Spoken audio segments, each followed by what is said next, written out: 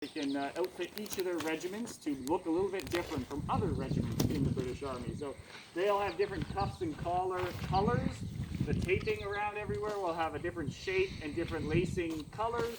The buttons will also tell you what regiment it is, and also the big giant plate in the middle, or the 1032. And sometimes even the plates on the shaper as well will tell you as well. So it all has that uniformity to it. Whereas the Americans, it was just mostly more or less a standard blue coat. They were all trying to be uniform with at least just having the same color coat. So the members of the 103rd Regiment of Foot, they did fight here in 1814. At the Battle of Lundy's Lane, pretty much this whole regiment showed up to the battle just in time to keep the British in the fight at a critical moment in the battle. Here during the siege, they attacked right down by the water's edge, and sometimes close-range cannon shot and musket shot, which killed a number of the men in their unit, including their number 1 and number 2 in command. Fierce fighting that happened around here. But seeing its uniform, a lot of people are curious, why did the British like to wear red? The Americans normally wear blue. Big tall hats and shoot me here X's on your chest. It sounds pretty crazy to wear this uniform, but it is one of the best uniforms for the war because of the weapon they were using and what we'll shoot here for you. Jason can give you a little bit of a close-up. It's the 75 caliber smooth bore muzzle loading brown vest musket. It's got a really long name to it, but basically it's a big lead pipe with a little hole on one end and a really big hole on the other end. What you do is you put a small amount of powder in that pan he's showing you, and then you close it up. That flint will fly forward, which hopefully creates a spark against the steel, which then hopefully sets off the little powder in the pan. That'll hopefully set off the main charge you pour down the barrel, and then it'll go flying out and hopefully hit your target. But there is a lot of hoping involved when you use these things because they don't work all the time. You're relying on a piece of stone hitting a piece of steel to be perfect, and it isn't. It has a 1 in 5 misfire rate in perfect weather conditions. When it's raining, windy, snowy, or it doesn't like them that day, you can be a better club than firearm. Another problem with these things are they're not the most accurate. You can aim and hit your target at about 50 yards away if you're a good shot and they're not running all over the place. At 200 yards away, you can miss the target by about 9 feet in any direction. That's why they like to fight in those big long lines and point and shoot at the same time, same direction. So when you fight like that, you overcome the big problems. 100 men in line, at least 80 of the weapons in there should work. And 100 men send a wall of lead flying across the field, you'll hit someone on the other side. So when you fight like that, you create the last problem with these things, which is smoke. You'll see how much smoke will come out of this thing here.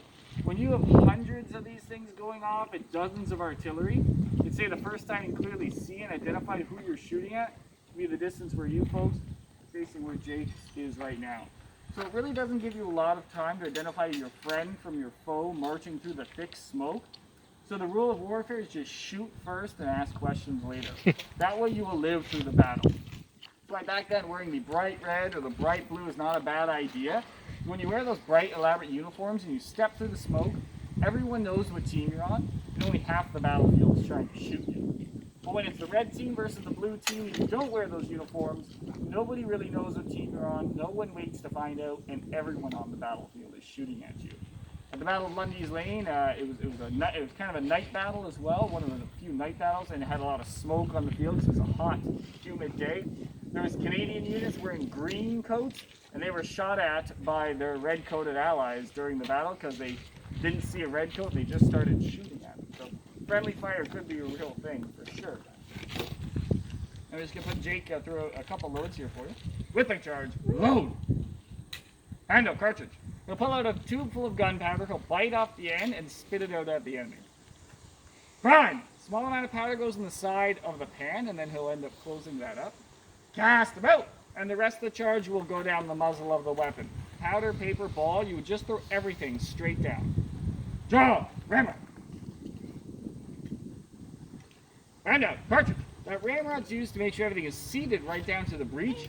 If you don't use the ramrod, after a while the ball will just get stuck at the top and burp out the end. It won't go anywhere. You gotta make sure it's right to the back. Return! Ramrod! But you gotta put it back where you found it. So if you want to fire the weapon again, you don't fire it across the battlefield. You do need to hold on to the thing. Shoulder, arms. Make ready. So now we're ready for one shot. So I'll warn you now, it's a real weapon. It makes a real noise. So if you want to plug your ears, now's a good time. If I get a shot with a camera, when I yell fire, that's hopefully when this thing is going to go off. So here we go. Set. Fire. Fire and load. I'm going to do that one more time. You see how prime and load, they go as fast as they can. You can load these things standing, kneeling, or even lying down. Standing up is the fastest way to load it, because when you're kneeling or lying down, it does take longer to load these things. So standing up, you load faster, more lead gets down range, and there's a better chance your team will win the battle. That's kind of why they like to stand up a lot back then, because it is the faster way to load these things. Standing up, you can get about 3 to 4 shots off in a minute. That's the mark of a good soldier within a good army.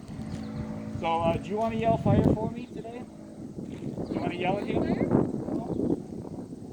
Okay. Okay, I'll let you plug yours. Okay, here, one more shot. Here we go. Set! Fire! There we go.